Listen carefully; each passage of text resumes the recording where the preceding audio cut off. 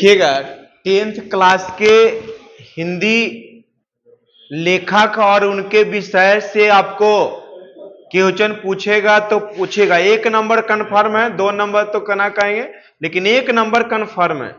देखिए सबसे पहले हम आपको बता दें, यहां पे श्रम विभाजन और जाति प्रथा एक निबंध है।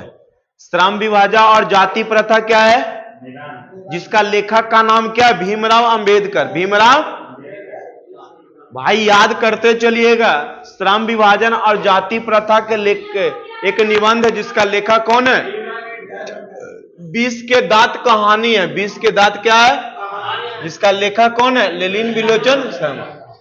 भारत में हमें क्या सीखा, एक भाषण है। भारत से हमें क्या सीखे, भारत से हम क्या सीखे, भाषण है। लेखक कौन है, भारत से हम क्या सीखे, लेखक का नाम क्या है, मैक्स मुलर। नाखून क्यों बढ़ते हैं, लेखक का नाम क्या है, हजारी प्रसाद द्विवेदी। हजारी प्रसाद। नागरी लिपि, नागरी लिपि का लेखक कौन है, बहादुर के लेखक कौन है, अमरकांत। अमरकांत कौन है। परंपरा का मुल्कान का लेखक कौन है, रामविलास शर्मा। रामविलास शर्मा। जीत जीत मैं निरखत हूं, पंडित बिरजू महाराज। पंडित। अभिनयों का लेखक कौन है, अशोक वाजपेयी। अभिनयों का लेखक। मछली कहानी का लेखक विनोद कुमार शुक्ल। मछली कहानी का लेखक कौन है, विनोद कुमार शुक्ल। नौबत खाने में इबादत के लेखक यतीन्द्र मिश्र। यतीन्द्र मिश्र। नौबत खाने में इबादत के लेखक कौन है, यतीन्द्र मिश्र। शिक्षा और संस्कृति के लेखक कौन है, महात्मा गांधी। देखिए अब थोड़ा सा इनके बारे में आप विवरण देख लीजिए। श्रम विभाजन जाति प्रथा, श्रम विभाजन और जाति प्रथा के लेखक हमारे भीमराव अंबेडकर जी हैं, जिनका जन्म 14 अप्रैल 1891 ईस्वी में महू मध्य प्रदेश के एक दलित परिवार में हुआ था। तो बताइएगा भीमराव अंबेडकर का जन्म कब हुआ था भाई, 14 अप्रैल 1891 में। कहां हुआ था भाई, महू मध्य प्रदेश में। महू एक दलित परिवार में हुआ था। इन्होंने उच्च शिक्षा अमेरिका और लंदन से प्राप्त किया था। श्रम विभाजन और जाति प्रथा पाठ भीमराव अंबेडकर के प्रसिद्ध भाषण एनिहिलेशन ऑफ कास्ट से लिया गया है। कहने का मतलब है श्रम विभाजन और जाति प्रथा जो पाठ है भीमराव अंबेडकर के प्रसिद्ध भाषण एनिहिलेशन ऑफ कास्ट से लिया गया है। कहां से लिया गया है, एनिहिलेशन ऑफ कास्ट से लिया गया है। एक भाषण है जिससे लिया गया श्रम विभाजन और जाति प्रथा। एनिहिलेशन ऑफ कास्ट का हिंदी रूपांतरण किया था ललाई सिंह यादव ने।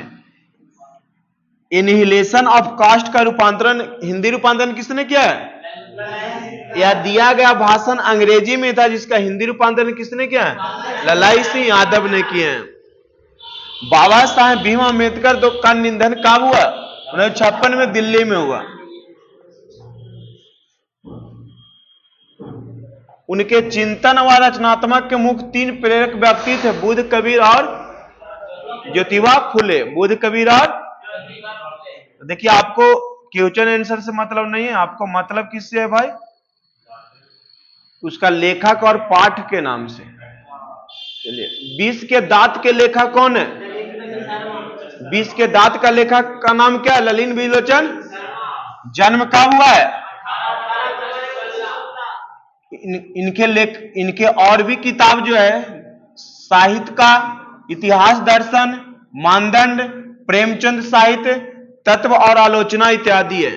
यह कहानी 20 के दांत कहानी आन कहानियों नामक ग्रंथ से लिया गया है। मतलब 20 के दांत कहानी हमारे नामक कहानियां नामक ग्रंथ से लिया गया है।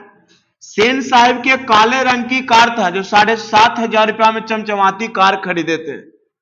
सेन साहब इस पाठ में लेखक है ललिन विलोचन शर्मा जी, लेकिन मेन मुद्दा हमारे सेन साहब है और सेन साहब की 5 पुत्रियां हैं और एक पुत्र है कासू। क्या नाम है उनका, कासू। उन्हीं पे था, चर्चा था।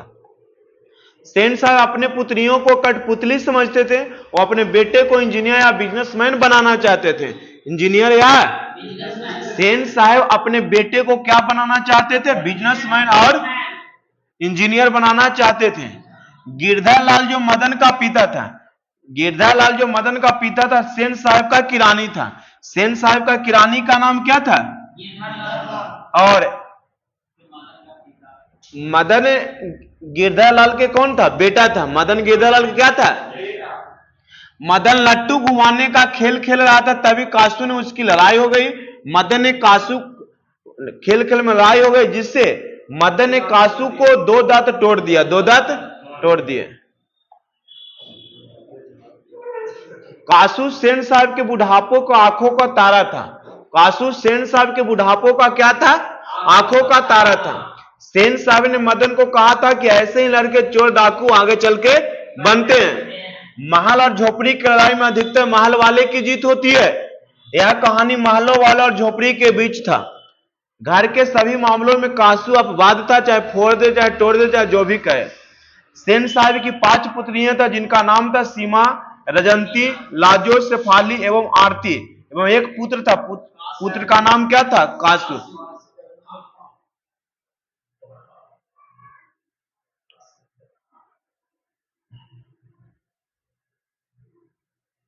भारत से हम क्या सीखें?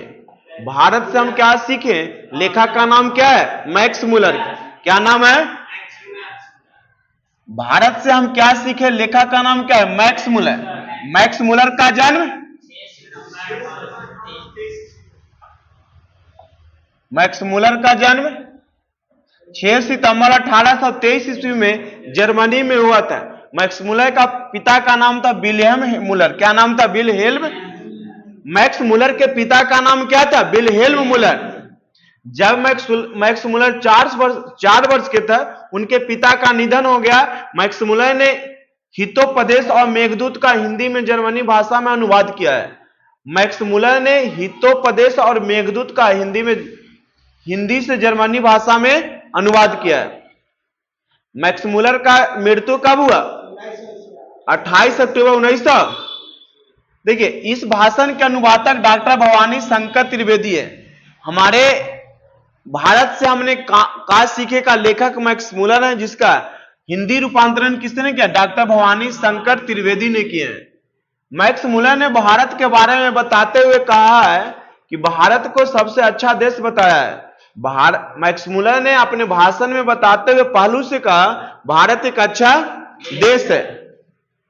मैक्स मुलर के अनुसार सच्चे भारत का दर्शन गांवों में होता है। मैक्स मुलर के अनुसार सत्य बोला जाए तो सच्चे भारत का दर्शन कहां होता है? गांव में होता है। मैक्स मुलर ने स्वामी विवेकानंद ने वेदांतियों का भी वेदांती कहा है। रानी विक्टोरिया ने मैक्स मुलर को नाइट की उपाधि दी थी, लेकिन मैक्स मुलर ने इसे अस्वीकार कर लिया था। रानी विक्टोरिया ने मैक्स मुलर को किसका उपाधि दिया था? नाइट की उपाधि दिया था, लेकिन मैक्स मुलर ने उसे क्या कर दिया था भाई? अस्वीकार किया था। चलिए, तीसरा था वो ना,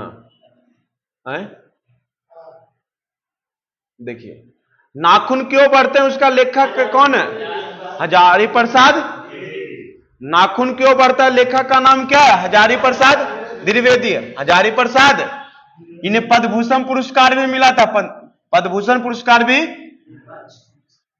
हजारी प्रसाद द्विवेदी का जन्म कहां हुआ? बलिया, उत्तर प्रदेश में। बलिया।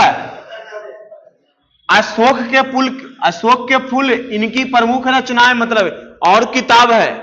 अशोक के फूल के लेखक कौन है? हजारी प्रसाद द्विवेदी। पृथ्वी रासो इन्हीं के द्वारा लिखा गया है। विचार और वितर्क इन्हीं के द्वारा लिखा गया है। आलोक पर बाणभट्ट की आत्मकथा, हिंदी साहित्य आदिकाल, ये सभी इन्हीं के द्वारा लिखा गया है। याद रखिएगा, विश्व भारती, बाणभट्ट की आत्मकथा, हिंदी साहित्य का आदिकाल हिंदी, आलोक पर्व, अशोक के पूर्व, पृथ्वीराज रासो, ये सब इन्हीं के द्वारा लिखा गया है। सब पुराने अच्छे नहीं होते, सब नए खराब नहीं होते हैं। यह बात किसने कहे थे? हजारी प्रसाद द्विवेदी ने। इन्हीं ना, कौन कहे थे? सब पुराने अच्छे नहीं होते हैं एवं सब नए खराब नहीं होते हैं। लेखक की एक बेटी भी था, उन्हीं ने पूछा, पिताजी नाखून बार बार क्यों बढ़ता है? नाखून बार बार क्यों बढ़ता है?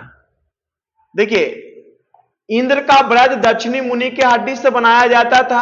आर्यों ने लोहा का आविष्कार किया है। आर्यों ने नागरी लिपि का लेखक कौन है? गुणाकर मूल्य। नागरी लिपि का लेखक कौन है? गुणाकर मूल्य का जन्म महाराष्ट्र के अमरावती जिले में हुआ था। उन्होंने 2500 से अधिक लेख एवं 30 पुस्तक का प्रकाशन किया। गुणाकर मूल्य का जन्म 1935 ईस्वी में, उनका निधन 2009 ईस्वी में हुआ है।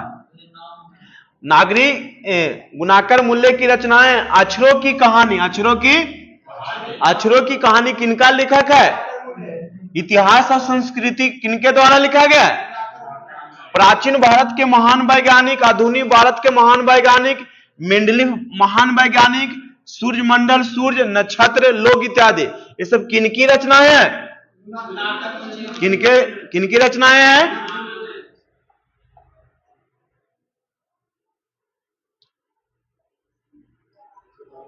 दक्षिण भारत में नागरी लिपि को कौन सा लिपि कहा जाता था? दक्षिण भारत में नागरी लिपि को नंदी लिपि कहते थे। विजयनगर के शासकों का लेख नंदी नागरी लिपि में लिखते थे। विजयनगर के शासकों का लेख नंदी नागरी लिपि में लिखते थे, जो मिलते जुलते हैं। अकबर ने अपने समय के सिक्के में राम सीता का चित्र बनवाकर राम सिया लिखवाया था। उत्तर भारत की लिपि को देवनागरी लिपि कहते हैं। उत्तर भारत की लिपि को क्या कहते थे? 8वीं-9वीं सदी में देवनागरी लिपि प्रादेशिक लिपि बनी थी। नागरी लिपि का आरंभिक लेख विंध्य पर्वत के नीचे ढक्कन प्रदेश से मिलता है।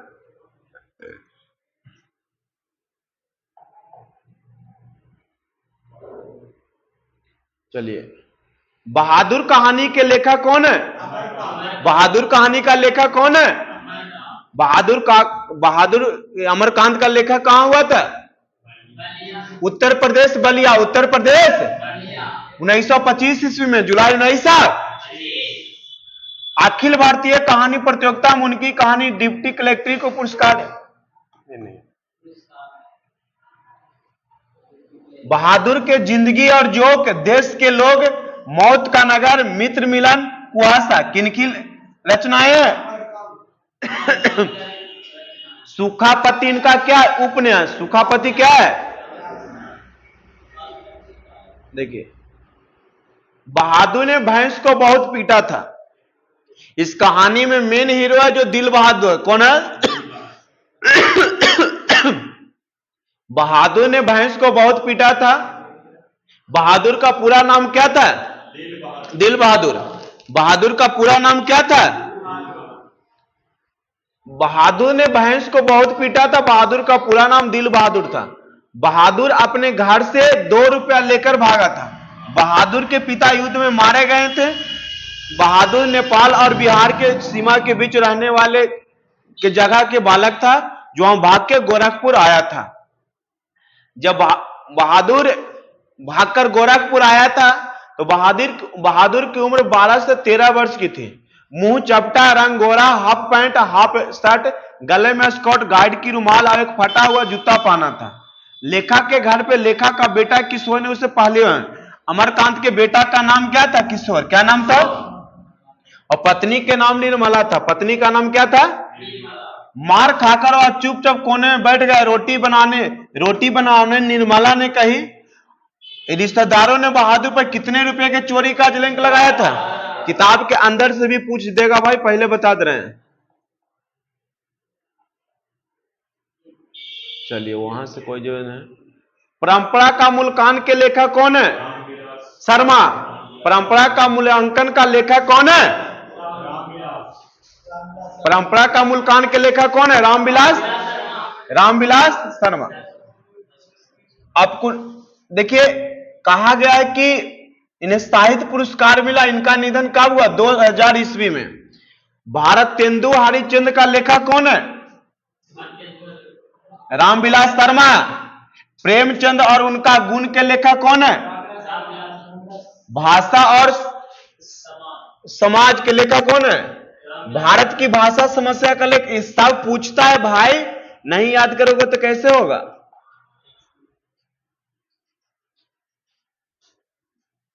जीत जीत में निरखत हूं लेखक का नाम क्या है? बिरजू महाराज। जीत जीत लेखक का लेखक कौन है?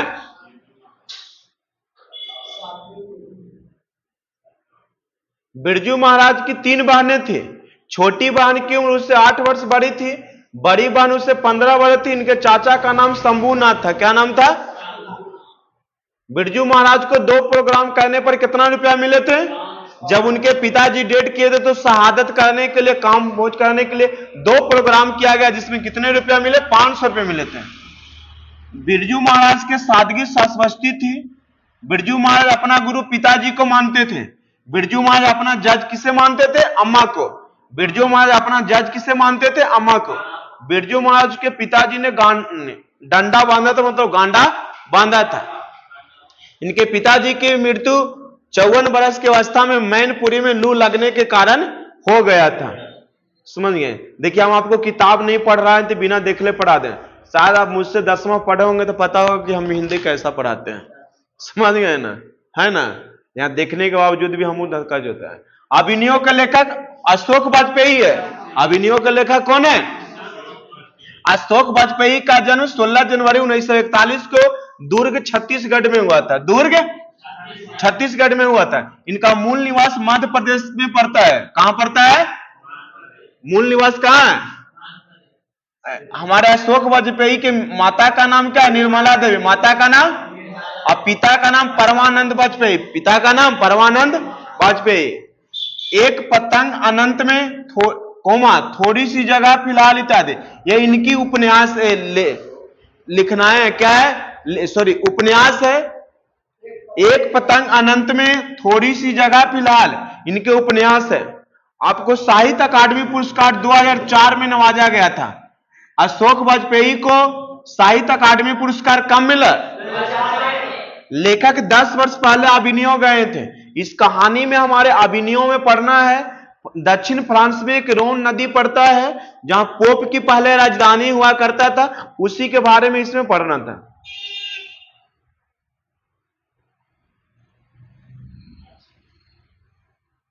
देखिए, अभिनयो कभी पोप की राजधानी हुआ करती थी। अभिनयो का पूरा नाम क्या है? बिनलवन ला अभिनयो। अभिनयो का पूरा नाम क्या है? बेटा पूछा हुआ बिहार पुलिस में ये क्वेश्चन। अभिनयो में एक ईसाई मठ ला छत्रुज था। अभिनयो में एक ईसाई का मठ था, उसका नाम क्या था? ध्यान से सुनिए, ध्यान से पढ़ने का प्रयास कीजिए। रोन नदी के किनारे बसे 2 शहर कौन कौन थे? रोन नदी के किनारे बसे 2 शहर कौन से थे? लेखक हमारे अभिनयो 19 दिन के लिए गए थे। कितने दिन के लिए? उन्होंने 35 कविताएं लिखे, साथ में एक टाइपराइटर, 34 पुस्तकें और कुछ संगीत टेप ले गए थे। अभिनयो फ्रांस का एक प्रमुख केंद्र है। नदी के किनारे लेखक विनोद कुमार शुक्ल की कविता नदी चेहरे लोगों की याद आती है। कहने का मतलब है हमारे अशोक वाजपेयी कहते हैं, इनका दोस्त है विनोद कुमार शुक्ल। विनोद कुमार जो मछली कहानी का लेखक है। विनोद कुमार शुक्ल की कविता याद आती है, नदी चेहरे लोगों की याद आती है। नदी के किनारे अगर बैठ जाइए तो नदी में आपको लगेगा कि लोगों की याद आती है। इसकी वर्णन किया गया है। लेखक अपने आप नदी के साथ बहता हुआ महसूस करता है। लेखक नदी की समानता कविता से करते हैं। मछली कहानी के लेखक कौन है? विनोद कुमार शुक्ल। मछली कहानी के लेखक कौन है? विनोद कुमार शुक्ल। विनोद कुमार शुक्ल का जन्म कब हुआ था? मछली कहानी का लेखक कौन है भाई? विनोद कुमार। इसमें मंगू और संतू की कहानी है। मंगू और विनोद कुमार शुक्ल की हमारे प्रमुख रचनाएं हैं नौकर की कमीज। नौकर की कमीज किनकी है? खिलो वो तो देखोगे, खिलेगा तो देखो। किनकी उपन्यासना है? दीवार में एक खिड़की रहती थी, दीवार में एक पेड़ पर कमरा, पेड़ पर महाविद्यालय। किनकी रचनाएं हैं? मछली कहां से लिया गया है? महाविद्यालय संग्रह से लिया गया है। इनका कौन सा पुरस्कार मिला है? साहित्य अकादमी पुरस्कार। घर में मछली केवल कौन खाते थे? लेखक के पिताजी। मछली को लेकर बच्चे गली में घुस गया था। संतू मछली को देखकर ही चक रहा था। मछली को देखकर कौन हिचक रहा था? बच्चे एक मछली को कुआं में छोड़ना चाहता था। दीदी ने बताया कि मरी हुई मछली की आंख में छवि नहीं बनती नहीं है, छवि या परछाई। दीदी मछली की तरह तड़प रही थी। मां मसाला पीस रही थी और मंगू मछली काट रहा था। मछली भंगू घर का नौकर था। भंगू कौन था? पिता। हाँ, पिताजी ने भंगू से नरेन के हाथ पर तोड़ने को कहा था। पिताजी ने भंगू से नरेन के हाथ पर तोड़ने को कहा था। पूछेगा नरेन दीदी के कौन था? तो प्रेमी देता है। समझ गए?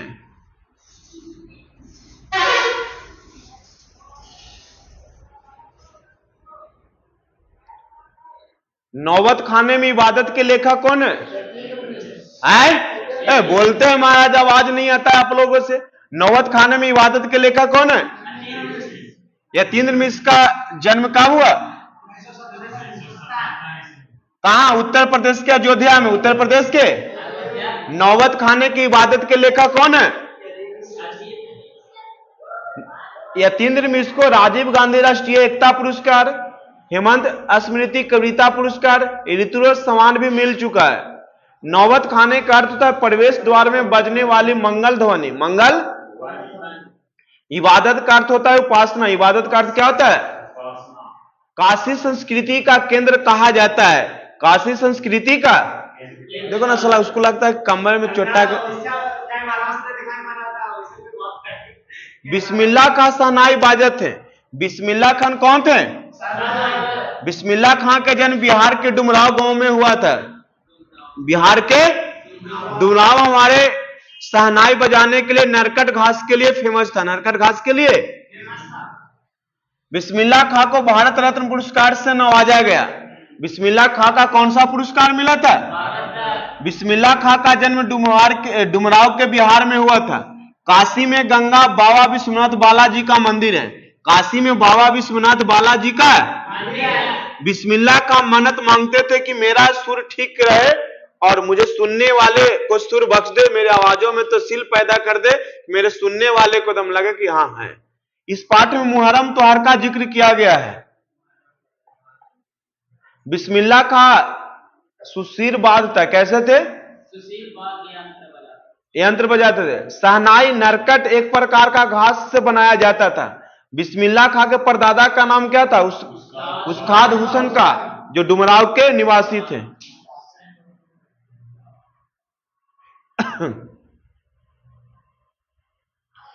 मुहर्रम शिया मुसलमान हजरत इमाम हुसैन एवं उनके कुछ वंश के प्रति शोक के लिए मनाते हैं।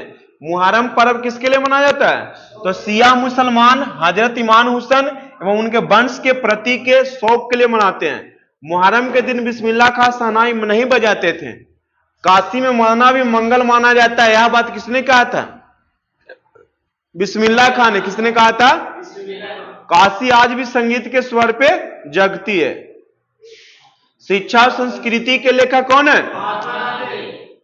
इस पाठ के लेखक कौन है? राष्ट्रपिता महात्मा गांधी जी का जन्म 2 अक्टूबर 1869 ईस्वी गुजरात के पोरबंदर में।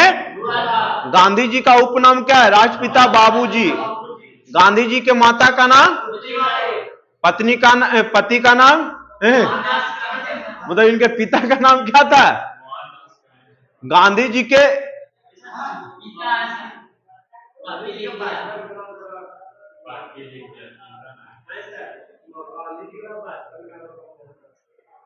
नाम था तो और नाम है। यहाँ कोची होगा भाई? पिता होगा। यहाँ क्या होगा?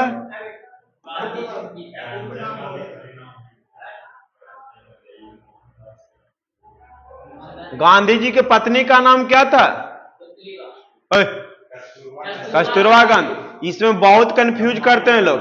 गांधी जी के माता का नाम क्या था? पुतलीबाई। पिता का नाम, पत्नी नहीं होगा, पिता का नाम क्या था? टाइपिंग मिस्टेक है। गांधी जी के पत्नी का नाम क्या था? गांधी जी ने दक्षिण अफ्रीका कब तक वकालत किया? 1893 से 1914 ईस्वी तक। वह दक्षिण अफ्रीका से 1915 ईस्वी में भारत लौटे थे। गांधी जी दक्षिण अफ्रीका से भारत कब लौटे? गांधी जी ने पहला सत्याग्रह आंदोलन दक्षिण अफ्रीका में किया था। गांधी जी ने पहला सत्याग्रह कहां किया था? गांधी जी अपना हथियार किसे मानते थे? सत्य और अहिंसा को मानते थे। गांधी जी अपना हथियार किसे मानते थे? वह बढ़िया शिक्षा किसे कहते हैं? अहिंसक प्रतिरोध और हृदय की शांति को मानते थे। गांधी जी की मृत्यु कब हुआ? गांधी जी की हत्या किसने किया? गांधी जी को सबसे पहले बापू कहकर किसने बुलाया था? गांधी जी को सबसे पहले बापू किसने कहा? गांधी जी ने रविंद्रनाथ टैगोर को गुरुदेव कहा था। क्या कहा था? गांधी जी के प्रसिद्ध पत्र यंग इंडिया और हरिजन है, मतलब यंग इंडिया और हरिजन के लेखक कौन? हरिजन संघ का लेखक कौन है? 1915 में गांधी जी ने साबरमती आश्रम की स्थापना किया। बाकी गांधी जी के बारे में बहुत लंबा है, इसमें गांधी जी के बारे में थोड़े पढ़ती है।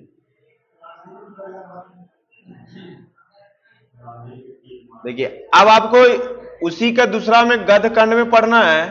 राम नाम बीनू बिरथे जागी जनवा के लेखक कौन है? प्रेम आईनी श्री राधिका के लेखक, अति सुना स्नेह को मार्ग के लेखक, स्वदेशी के लेखक, भारत माता के लेखक, जनतंत्र का जन्म, हिरोशिमा के लेखक, सच्चिदानंद हीरानंद बख्शान लिखा हुआ है। सच्चिदानंद हीरानंद बख्शान लिखा हुआ है। एक वृक्ष की हत्या, हमारी नींद का लेखक, अक्षर ज्ञान के लेखक, लौट कर आऊंगा फिर, जीवनानंद दास, मेरे बिना तुम प्रभु, मेरे बिना, रेनर मारिया रिल्के। क्लियर है? इसी में से पूछेगा, ये भी कह दे रहे हैं, तो वो भी करवा दें इस भी कल तो 12